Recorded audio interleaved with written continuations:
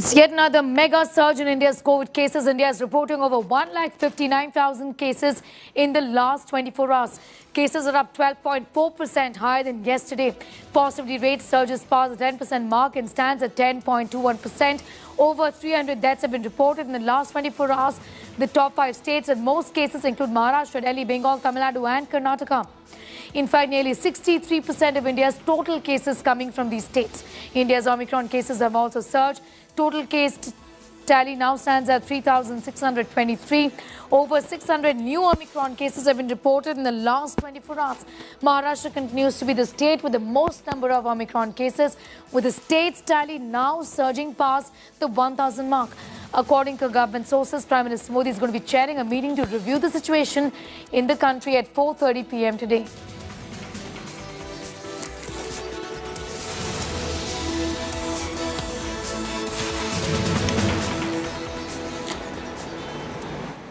Well, as for the government, these are the number of Omicron cases being reported across the worst hit states. Maharashtra at 1,009 cases, Delhi at about 513 cases, Karnataka at 441, Rajasthan at 373, Kerala at 333, total of 3,623 cases in the country across states. COVID cases have exploded in the national capital in spite of stringent curbs. Delhi has recorded over 20,000 cases or so in the last 24 hours, pushing the positivity rate to 19.6%. Bed occupancy is at 11%. Unprecedented rise in cases has forced the Delhi government to put in measures like weekend curfew to check the rise of infection. Weekend curfew will be from 10 p.m. to 5 a.m. on Fridays, Saturdays and Sundays. The Delhi Disaster Management Authority will be meeting on Monday to decide on further restrictions. Yesterday, the country registered its maximum spike in COVID cases since the last 7 months. It crossed the 1,41,000 mark in the national capital.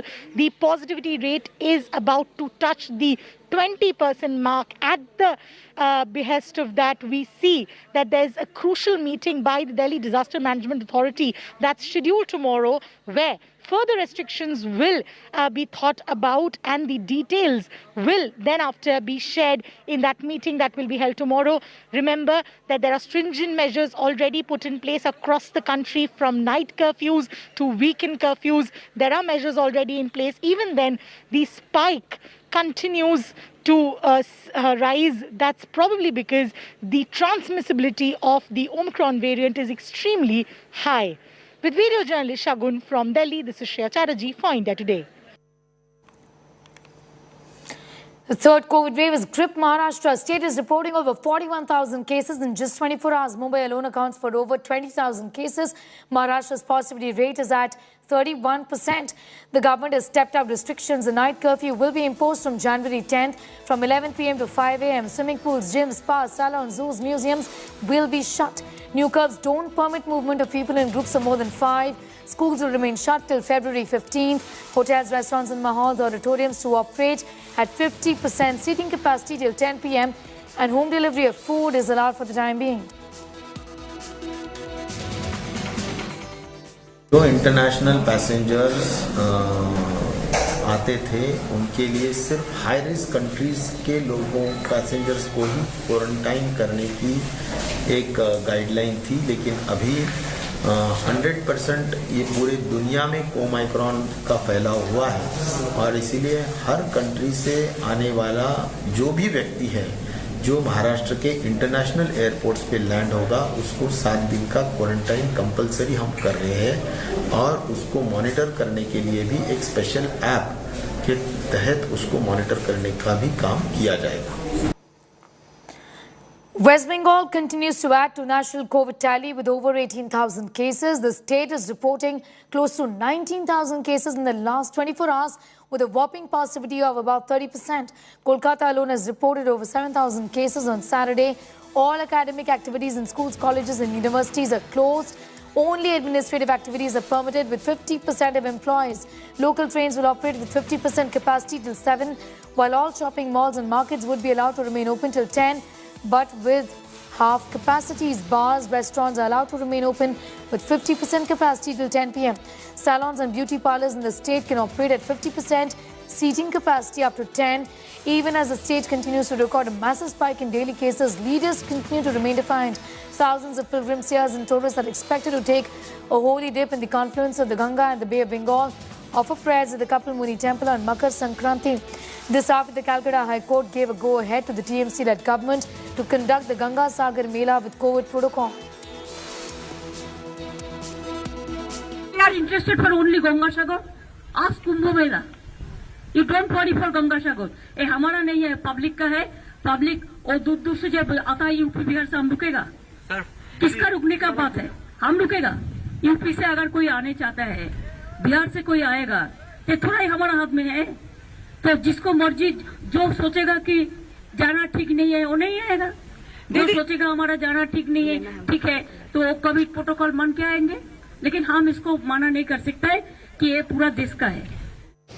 18,230 new cases have emerged as of Friday. But the good news is, as far as the saloons are concerned, they have been given permission by the West Bengal government to operate up till 10 p.m. But they will have to maintain social distancing and other COVID protocols, including being doubly vaccinated as far as the staff is concerned. Let's ask the staff here at this saloon what they have to say about this move by the state government.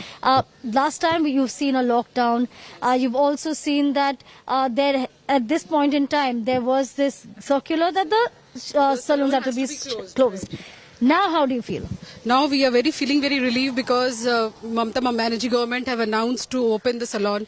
We are opening with the 50% staff. All the staffs are vaccinated with the alternative duties, and we are taking prior appointments with prior vaccination things, and all the staffs have been sanitized, and all the items whichever we are using are sanitized. So all precautionary measures in place, and what the salon owners and staff say is they are vaccinated, maintaining all protocols as far as the social distancing norms and other sanitization measures are concerned, and grateful now that the West Bengal government has permitted them to operate once again. With camera person Taposh Berry, Prema Rajam in Kolkata for India Today. There's a massive surge in Tamil Nadu. The state is recording over 10,000 cases in the last 24 hours. Tamil Nadu government has announced a night curfew with complete lockdown on Sundays throughout the state. Commercial entities, malls, shops, restaurants will not be allowed to function after a certain period of time. Milk vans, trucks carrying essentials have been exempted. There will be no metro rail service or public transport on Sundays. COVID cases in the state has crossed the 10,000 mark after April 18, 2021. On 7th of Jan, Tamil Nadu recorded over 8,900 cases, close to 7,000 on the 6th, and about 4,000 one day before that. With the case numbers of COVID-19 increasing without any control in the state of Tamil Nadu, the state government has been forced to impose lockdown again. In fact, in the state of Tamil Nadu, night curfew is already in place, which is from 10 p.m. to 5 a.m., while Sunday has also been announced as a total lockdown, and this is how the city looks. This is Chennai, and one of the important junctions in Chennai called as Khattipara, and there is not much movement over here at all. If you need to leave your home, you need to have a valid reason, and all essential services are allowed, but at the same time, everything else is shut. The state health minister, we spoke to him and asked him, like, within a span of 10 days, the numbers have gone from 890 to nearly 11,000, and the state health minister says that almost 70% of the cases that has been detected seem to be having S-drop gene indication, which actually indicates the spread of Omicron. However, with only the final results, the state health department can provide the exact details. For now, the chief minister has also requested the public to adhere to these lockdown principles to make sure that this COVID-19 spread is controlled. With Viras Divyan, Pramod Madhav for India Today. A massive political war has erupted over the Mekadatu Padayatra. Karnataka Congress Chief D.K. Shiv Kumar is leading the Congress's 6-day-long Padayatra from Mekadatu to Bengaluru. Congress Padayatra has declared defiance of weekend curfew imposed by the Basavaraj Bomme government. Congress has been demanding that the Bomme government implement the Mekadatu Reservoir project to ensure water for Bengaluru residents. The Mekadatu Dam is a 9,000 crore project proposed by Karnataka. The proposal, in fact, is to build a dam over the Kaveri River. Tamil Nadu government has been opposing this, citing the Supreme Court's water sharing order. Nolan Pinto is getting us more details on that story. Nolan, even if though the concerns are valid in terms of the kind of requirements the people of Bengaluru city really have for the dam, and the back and forth with Tamil Nadu of the Karnataka government is really on this. But taking out a padayatra at this point in time, that to a 6-day-long padayatra when there are restrictions imposed, obviously is speaking volumes of the callousness really of the Congress, isn't it? Absolutely. In fact, this is actually a 10-day padayatra, which is known as Walk for Life. In fact, as of now, you can just see in my background the number of vehicles. We're about 15 or 20 kilometers from the place where the balancing reservoir will be set up or could be set up if everything goes well.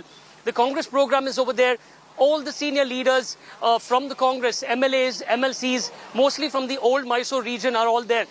Initially, they said they would take care. COVID-appropriate behavior will be followed. Everyone would wear masks.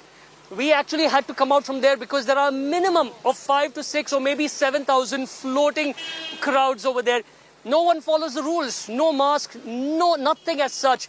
God forbid if someone is symptomatic over there or asymptomatic, it would be a massive COVID spread that would take place over there. But still, the Congress, in spite of all this, has stated, in fact, DK had said that the government is inflating the numbers, that there is no such surge in COVID numbers in Bengaluru. He actually comes out with the example, if you go to hospitals, you will not find anyone as such over there.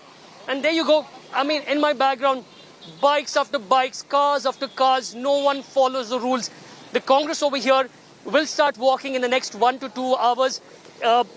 It's actually for 10 days, this padayatra, today for a few kilometers, and thereafter they will actually walk through certain districts of the old Mysore region before culminating in Bengaluru.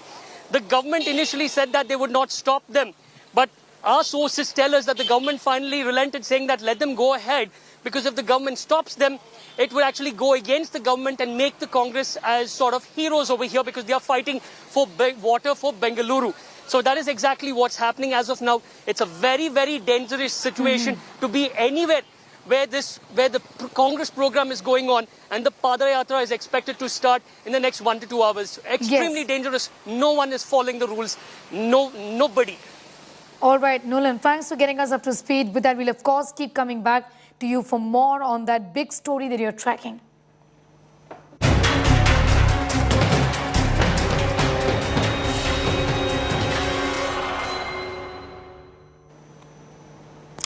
And there is politics over Prime Minister Modi's security breach, and that has intensified further. Spokesperson of the BJP, Shambit Patra, has made a scathing attack against the Punjab Chief Minister. Taking to Twitter, he's questioned Priyanka Gandhi on why she was briefed on the security lapse of the Prime Minister. What constitutional post does Priyanka hold, and who is she to be kept on loop regarding his security? Work is done. What you said, it is done. Is that the question that Priyanka Gandhi was asking of Chennai, and is that the reply that Chennai gave to her is the question that Shambit Patra is now asking? This comes after Chief Minister of Punjab has reiterated that there was no threat to Prime Minister Modi and that he was safe. He has also said that he had a conversation with Priyanka Gandhi Vadra and had spoken to her about this incident. Tweeting this entire episode callously, Chennai had also alleged that this incident was a gimmick created by the PM to topple the Punjab government as elections are just around the corner.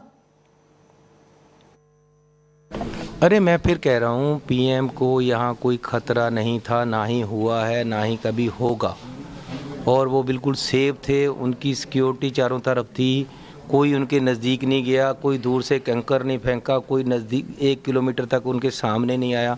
तो इसमें क्या है? मैंने आपको पहले ही बता दिया था कि प्रियंका गांधी जी से बात हुई थी, जो भी यहाँ बात हुई मैं उनको बता दी थी। There was no threat to the Prime Minister's life is what the Chief Minister of Punjab is saying, but the big controversy is about him then going on to say that he's briefed Priyanka Gandhi Vadra about this entire incident. Remember, Priyanka Gandhi Vadra has been campaigning in Punjab. This has become a big political issue, with the BJP alleging that there was a planned attack on the Prime Minister, essentially.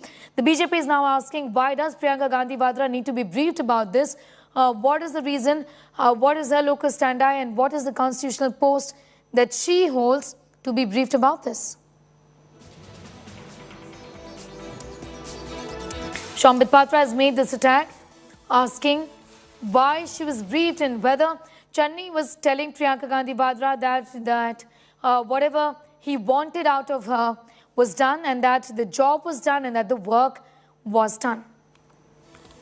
Ashutosh is getting us more details on that story. Ashutosh, this continues to be a big controversy between the BJP and the Congress, and the BJP now taking it further seems to be suggesting that this in fact was a job that was, assigned to Chennai by the Gandhis essentially.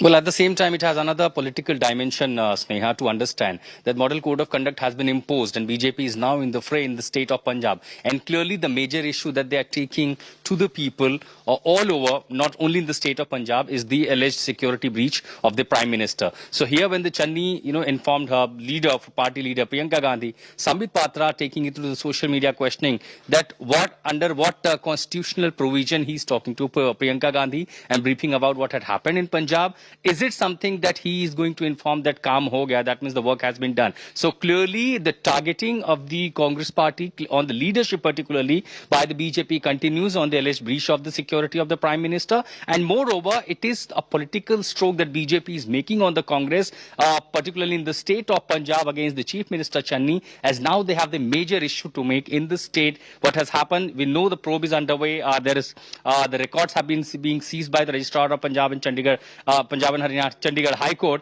But in the meanwhile, the major thing that to see the BJP is continue from its state leadership, from the in charge and from all the leaders of Delhi, they continue to attack the Congress party and the Punjab government over this issue, including now what has been made by Sambit Patra against Chennai after he spoke to Priyanka Gandhi. All right, Ashutosh Mishra getting us all of those details and that big controversy that has broken out ever since there was...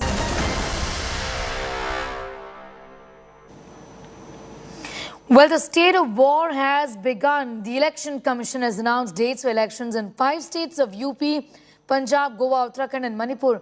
UP will face elections in 7 phases. Manipur is going to go to polls in 2 phases. Take a look.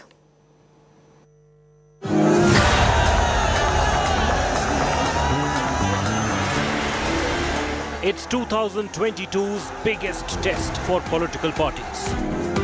Elections in 5 states, with Uttar Pradesh being the prized trophy. The Election Commission on Saturday announced the schedule of state elections 2022 in Uttar Pradesh, Punjab, Goa, Uttarakhand and Manipur. The month-long poll battle will be conducted in 7 phases, beginning February 10th and ending on March 7th.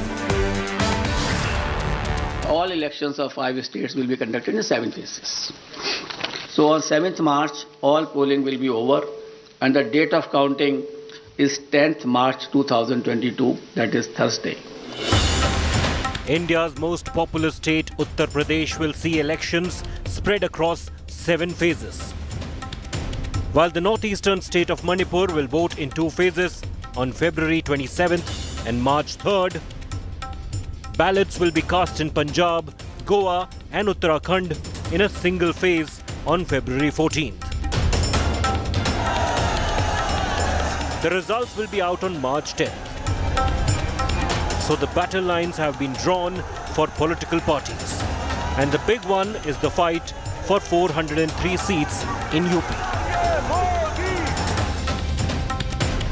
10 मार्च 2022 को जब उत्तर प्रदेश विधानसभा चुनाव के परिणाम आएंगे तो Bharatiya Janata party प्रचंड बहुमत के साथ जनता जनार्दन का आशीर्वाद प्राप्त करने में सफल होगी, इसमें कोई संदेह नहीं होना चाहिए। डबल इंजन की सरकार जो दावा कर रही थी कि उत्तर प्रदेश का विकास किया है, उत्तर प्रदेश को अगर देखेंगे पीछे कर दिया और विकास ठप रहा। उत्तर प्रदेश की जनता इनको इस बार हटाने का काम करेगी। 10 मार्च में उत्तर प्रदेश से भारतीय जनता पार्टी का सफाया होगा। जनता के बुनियादी सवालों पर, किसान, नौजवान, गांव, गरीब, खेत खलिहान के मुद्दों पर, सड़कों पर संघर्ष कर रही है, लाठी खा रही है, कार्यकर्ता जेल गया है।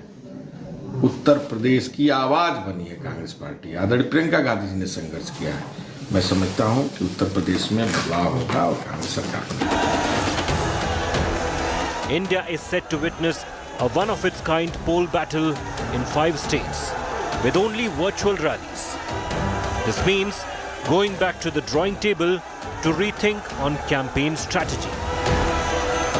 Bureau Report, India Today.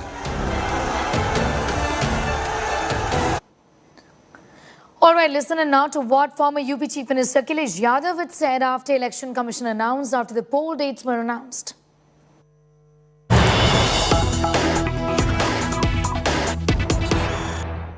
आज इलेक्शन कमीशन ने डेट्स के अनाउंसमेंट कर दी है उत्तर प्रदेश में, और हमारे साथ बात करने के लिए इस वक्त जो मौजूद हैं वो उत्तर प्रदेश के पूर्व मुख्यमंत्री और समाजवादी पार्टी के अध्यक्ष अखिलेश यादव जी। बहुत स्वागत है आपका आज तक पर। अखिलेश जी, पहले तो अनाउंसमेंट आज डेट्स की हो गई है, 10 मार्च को चुनाव का आखिरी दिन होगा, मतलब आप कैसे देख रहे हो? सबसे पहले मैं बधाई देना चाहता हूं, और तारीखें आ गई हैं। इन्हीं तारीखों का इंतजार उत्तर प्रदेश की जनता कर रही थी। पिछले 5 साल में इतना अन्याय कभी नहीं देखा होगा जितना भारतीय जनता पार्टी की सरकार में अन्याय हुआ है।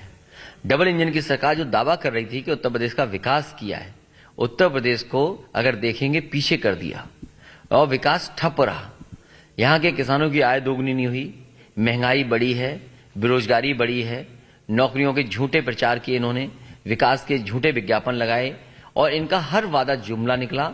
जो संकल्प पत्र इन्होंने जनता के बीच में रखा था 2017 में, वो इन्होंने कूड़ेदान में फेंक दिया। इसलिए पूरी तरीके से उत्तर प्रदेश की जनता इनको इस बार हटाने का काम करेगी। 10 मार्च में उत्तर प्रदेश से भारतीय जनता पार्टी का सफाया होगा। प्रेस कॉन्फ्रेंस में यह भी कहा गया है कि जो 15 जनवरी है उस दिन तक ही मतलब वो डिसाइड करेंगे उसके बाद की रैलीज होंगी या नहीं होंगी। तो जो रैलीज का रुकना, आपका रथ चल रहा था, हर जिले में जा रहा था, हम लोग भी साथ साथ थे उसमें, तो क्या लगता है क्या पार्टी को असर पड़ेगा? क्योंकि एक रथ के कार्यक्रम में बड़ी संख्या में लोग आते हैं। अब इलेक्शन कमीशन ने जो नियम बनाए उन नियमों का पालन समाजवादी पार्टी करेगी, और जो भी नियम उसके बाद बनेंगे उनको भी पालन कर करके चुनाव लड़ेगी। जहां तक सवाल भारतीय जनता पार्टी का है, क्योंकि डिजिटल प्लेटफॉर्म पर, चैनलों पर हावी भारतीय जनता पार्टी है, उन पर काबिलियत है, या उनकी सरकारें ऐसी थी जो आज उनके पास ज्यादा स्पेस है। कम से कम इलेक्शन कमीशन ये तय करे कि जो नेशनल चैनल्स हैं उन पे रीजनल पार्टीज को भी स्पेस मिले। एक सवाल ये है मेरा कि जिस तरह से आपने आज पीसी में भी कहा कि वर्चुअल माध्यम से बीजेपी बड़ी पार्टी ऑब्वियसली, तो उसके पास ज्यादा माध्यम है सर्कुलेट करने की चीजें। आपने कहा कि आज डिमांड कर रहे हैं इसी से कि कुछ फंड वगैरह ना केवल आपकी पार्टी को अन्य दलों को भी दिया जाए, इसके बारे में बताइए। फंडिंग इंफ्रास्ट्रक्चर में सपोर्ट मिले। मान लीजिए चैनल्स हैं, मान लीजिए और किसी तरह का इंफ्रास्ट्रक्चर सपोर्ट चाहिए हो, तो कम से कम रीजनल पार्टीज जिन पे संसाधन नहीं है चुनाव लड़ने के लिए, उसके लिए कोई न कोई व्यवस्था इलेक्शन कमीशन को करनी चाहिए। और जहां तक नेशनल चैनल्स हैं या रीजनल चैनल्स हैं, उन पे भी भारतीय जनता पार्टी के कम से कम बराबर स्पेस पॉलिटिकल पार्टी जो दूसरी उन्हें भी मिले। आप एक लेटर भी लिखने वाले हैं, इसी में कुछ अधिकारियों का भी आपने जिक्र किया है। उत्तर प्रदेश ने जिस समय पंचायत चुनाव देखे थे, उत्तर प्रदेश के वरिष्ठ अधिकारी भारतीय जनता पार्टी के कार्यकर्ता बनकर के काम कर रहे थे। न जाने कितनों को अपमानित होना पड़ा। इसी उत्तर प्रदेश में माँ बहनों के किस तरीके से कपड़े फाड़े गए, छीनी गई साड़ियां, ये भारतीय जनता पार्टी ने किया था। और ये भारतीय जनता पार्टी की सरकार में इसलिए हुआ कि वरिष्ठ अधिकारी दबाव बना करके छोटे अधिकारियों से करवा रहे थे। तो इसलिए ऐसे अधिकारी जो भारतीय जनता पार्टी का काम कर रहे हैं, कार्यकर्ता बन के काम कर रहे हैं, उनके खिलाफ शिकायत इलेक्शन कमीशन को की जाएगी। वर्चुअली कैसे अटैक करेगी समाजवादी पार्टी, ये लोग जानना चाहते हैं। बीजेपी का बहुत वोकल है किस तरह से कर रहे हैं वो लोग, आप लोग क्या स्ट्रैटेजी रहने वाली, क्योंकि कोविड है और किसी को नहीं पता कितना डायनेमिक होने वाला है। देखिए, समाजवादी पार्टी कमजोर नहीं है, लेकिन और दल हैं जो इस टेक्नोलॉजी को नहीं कर पाएंगे या वर्चुअल उतना सक्षम नहीं है उनके पास कार्यकर्ता नेता, तो उनके लिए हो सकती मुसीबत। लेकिन समाजवादी पार्टी तो तमाम मुकाबला करेगी। और समाजवादी पार्टी वो पार्टी है जिसने उत्तर प्रदेश में सबसे पहले लैपटॉप बांटे थे। आज भी लैपटॉप वही काम आए थे कोविड और कोरोना के समय पर जो समाजवादी पार्टी ने बांटे थे। आज तो नेटवर्क जो आज लखनऊ में है, जो जियो का नेटवर्क है, मुझे खुशी है इस बात की कि सबसे ज्यादा जियो का नेटवर्क अगर कहीं फैला है उत्तर प्रदेश में तो समाजवादी सरकार में फैला था। तो जहां तक टेक्नोलॉजी है, वर्चुअल रैलीज करना है या हमें वर्चुअली लोगों तक पहुंचना है, उसके लिए तैयारी करनी पड़ती है। लेकिन भारतीय जनता पार्टी पहले से तैयारी किए हुए है, क्योंकि उन्हें झूठ फैलाते थे। जो झूठ का नेटवर्क है उनके पास बड़ा नेटवर्क पहले से था। अब तो सीएम कह रहे हैं कि हम भी बांट रहे हैं मोबाइल टैबलेट वगैरह। अच्छी बात है, लेकिन उन्होंने जो वादे किए थे वो पूरे होने चाहिए। आखिरी सवाल ले रहा हूँ आपसे, एक फोटो भी आपकी ट्वीट करी गई है जिसमें लिखा है कि आ रहे हैं अखिलेश और 10 मार्च पे कह रहे हैं, इसके बारे में आप क्या? 10 मार्च का इंतजार जनता को था, ये वो तारीख होगी जिस दिन भारतीय जनता पार्टी की उत्तर प्रदेश से विदाई होगी।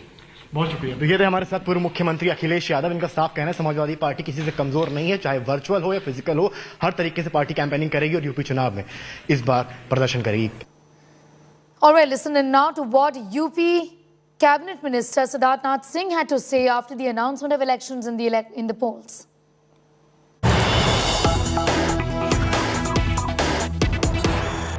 Siddharth Singh, this will be an election very different from what we've seen so far. In the initial period at least, physical rallies totally banned. Well, Rahul. Yes. Is that something that concerns you? Well, Netas like Rahul, to go out and about. Whatever I've learned through the channels and I've read about the election process, well, certainly it will be a different election format, but it will be an innovative format, and perhaps this could be the future of electioneering in India. And I personally feel the way the BJP has structured and we have used the technology, it should go to our strength during this time, and we should have no problem handling this election through virtual platforms, and well, I will say digital electioneering will be the format, and we should be looking pretty good in that. Now, the one X factor for the party that is in power is this. The BJP especially likes to be out and about, mobilizing their voter, because they think that once you're in power, you know, your voter, your karyakarta feels a little disconnected, and therefore getting him out to a rally, getting him out to a roadshow is a short way of connecting him with the party again. Now that that is barred, and in 4 out of the 5 states is the BJP that's in power, do you think that could really be an X factor in this election? Your ability to enthuse and motivate your own voter in the absence of a physical connect? Well, Rahul, I think BJP has already done that exercise. Unfortunately, we have completed that exercise to a large extent, I would say. And so that X factor which you are referring, which to an extent is true, but since we have completed that process, I don't see that motivational issue would be a problem. And I'd like to give you an example, Rahul. During COVID-1 and COVID-2, no other political party workers were on the street helping people except the BJP. That's what I have seen in Uttar Pradesh. And we were all out, taking all the precautions, trying to help the people, from rations to, admissions, and trying to help them even to the supply of oxygens. So BJP could mobilize them during that time, and it was through virtual connect only. Well, that brings us to the end of this edition. For all news and updates, log on to our website. That's indiatoday.in. You can also download the app. Thanks for watching.